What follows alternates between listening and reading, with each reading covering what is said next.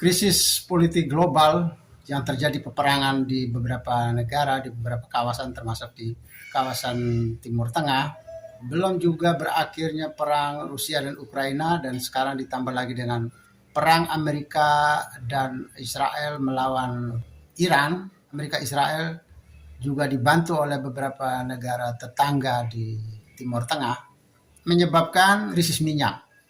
Beberapa negara di dunia sudah mulai menaikkan harga minyak mereka. Di Indonesia adalah Yusuf Kala atau mantan wakil presiden 2 periode kita Indonesia. Dia menyerukan supaya kenaikan harga BBM.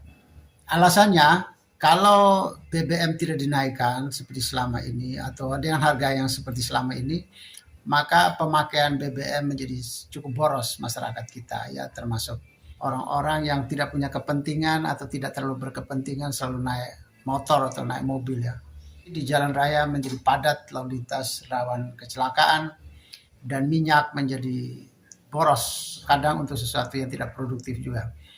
Saya merasa keputusan atau pikiran yang diajukan oleh Pak JK ini, Yusuf Kala ini, secara sosial ekonomis cukup bagus, sangat bagus. Masyarakat kita terlalu memanjakan diri ya, jarak dekat sekalipun pakai motor, pakai mobil, sehingga kondisi fisik kesehatan masyarakat kita juga memburuk. Memburuknya kesehatan masyarakat kita juga dipengaruhi oleh minyak yang murah, itu juga membuat mereka menjadi mudah menggunakan kendaraan kemana-mana, termasuk untuk main. Kalau kita lihat di kampung-kampung juga banyak anak-anak yang war kesana kemari, tidak punya tujuan yang jelas, tidak punya kerjaan yang jelas, tidak punya kegiatan yang jelas, juga pakai motor, mobil. Dan itu mengganggu ketenangan masyarakat lain, pengguna jalan raya juga yang lain juga terganggu sekali. Seringkali malah macet ya. Ini juga dipengaruhi oleh efek dari minyak terlalu murah. Anjuran Yusuf Kala ini cukup tepat untuk sikap menghemat dari masyarakat kita dan sikap produktivitas masyarakat kita. Dengan adanya minyak murah ini juga membuat masyarakat kita menjadi tidak produktif juga. Ada yang sekedar menghabiskan waktu, menghabiskan minyak juga, dia akan menggunakan kendaraan. Bahkan masyarakat kita menjadi konsumtif ya terhadap minyak kita. Usulan Yusuf Kala ini harus ditanggapi secara positif, baik untuk menaikkan harga minyak. Jadi efektif lah untuk pengendalian minyak ya, sangat efektif. Dan untuk mengatur keuangan negara kita juga cukup bagus usulan Yusuf Kala ini. Tetapi kalau kita lihat, sebuah kebijakan bukan hanya untuk mencapai pemecahan sebuah masalah, tapi juga harus memastikan untuk tidak mendatangkan masalah baru atau masalah lain. Salah satu yang harus dikendalikan dalam sebuah kebijakan adalah ecological viability. Artinya situasi sosial lingkungan akan mempengaruhi atau dipengaruhi oleh kebijakan itu. Jadi lingkungan sosial itu mempengaruhi atau dipengaruhi. Tren terjadi di Indonesia selama ini adalah kenaikan harga barang akan memicu kerusuhan. Jadi selalu di Indonesia ini dimulai dari semua gejolak sosial, termasuk gejolak tahun 98, 66, itu selalu dipicu oleh kenaikan harga barang duluan. Kenaikan harga minyak akan mempengaruhi semua harga barang juga, yang lain juga ikut naik. Kalau minyak naik, maka di Indonesia akan terjadi kenaikan harga barang. Jadi katakanlah ada penyesuaian harga dari beras, dari hasil pertanian, hasil perkebunan, hasil ternak, dan hasil-hasil industri, semua disesuaikan dengan kenaikan harga minyak ini. Sehingga nanti harga barang pun ikut naik semua. Persoalannya, setiap kali kita kenaikan harga minyak, termasuk minyak, tarif dasar listrik, telepon, dan macam-macam, itu biasanya akan diikuti dengan gejolak sosial. Gejolak sosial yang akan berefek kepada, ada yang gejolak sosial yang harus berhenti pada pelengseran atau perusuhan besar-besaran. Misalnya tahun 66, tahun 74, peristiwa Malari, peristiwa pelengseran Soekarno, pelengseran Soeharto, pelengseran Gus Dur, itu selalu dipicu oleh kenaikan harga barang. Kenaikan harga barang selalu dipicu oleh kenaikan BBM, kenaikan tarif dasar listrik, dan telepon. Akhir-akhir ini telepon sudah tidak terlalu memicu lagi karena telepon sudah ada sistem yang berbeda ya, sehingga dia tidak terlalu terkaget-kaget kepada masyarakat kita, tidak terlalu kejut. Tapi yang masih mengejutkan masyarakat kita adalah tarif dasar listrik dan BBM. Kalau BBM ini naik, pertanyaannya apakah akan ada kemungkinan untuk gejolak sosial atau tidak? Demonstrasi besar-besaran, bahkan sampai dengan mulai dari sekedar teriak-teriak dan menyampaikan pendapat sampai dengan kerusuhan. Misalnya 98 termasuk kemarin bulan Agustus tahun 2025 juga ya sudah terjadi kerusuhan, tapi nyaris akan menjurus kepada pelengseran Prabowo. Pertanyaannya, apakah akan berpeluang atau tidak terjadi kerusuhan? Saya berpikir saat ini sangat berpeluang. Potensi sangat besar.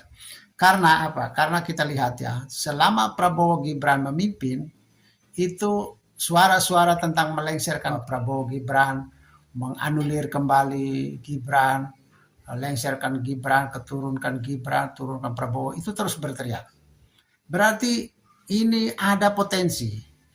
Ada potensi untuk pelengseran Prabowo dan Gibran, dan ada juga potensi untuk berteriak atau kerusuhan soal minyak.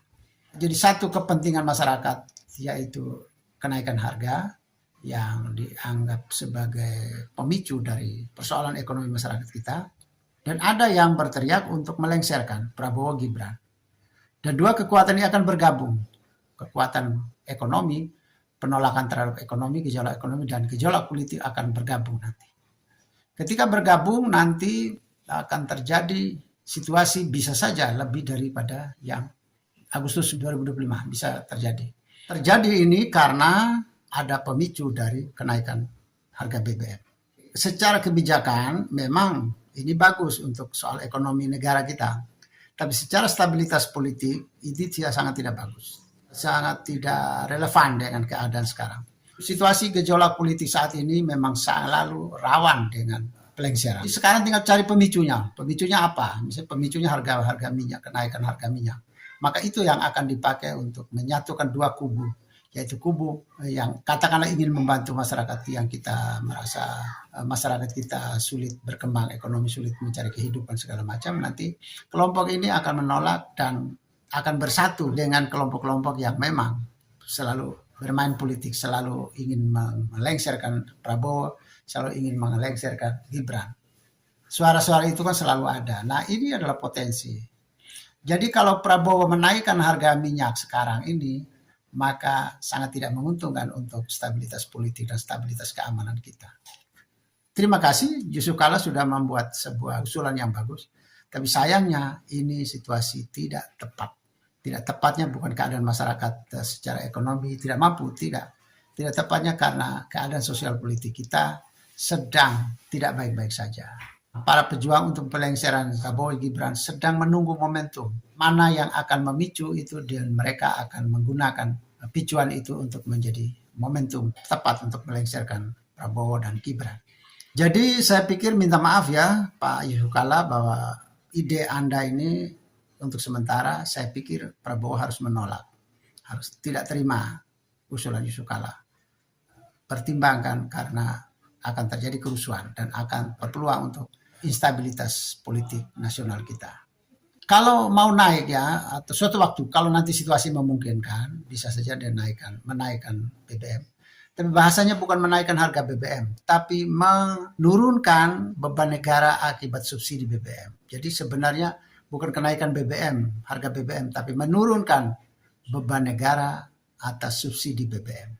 Sekarang ini kan selama ini kan kita mendapat sebuah laporan bahwa kenyataan harga BBM kita masih terlalu di bawah dari yang seharusnya. Jadi harga minyak kita misalnya kalau tidak salah tuh saya ikuti terakhir itu sekitar 16.000 atau 18.000 per liter untuk premium atau untuk pertalite. Sekarang terjadi 12 ribuan, itu artinya kan masih ada sekitar 6.000 rupiah adalah subsidi negara. Negara mensubsidi. Masyarakat kita belum mandiri dalam hal memakai minyak atau membeli minyak, belum mandiri. Negara masih membantu mensubsidi.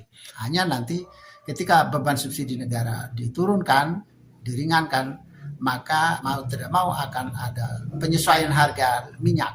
Jadi selama harga minyak di masyarakat kita masih dengan 12.000, di bawah 16.000, di bawah 18.000 saat ini, maka tidak tepat bahasa yang dipakai atau redaksi yang dipakai adalah menaikkan harga minyak. Tidak.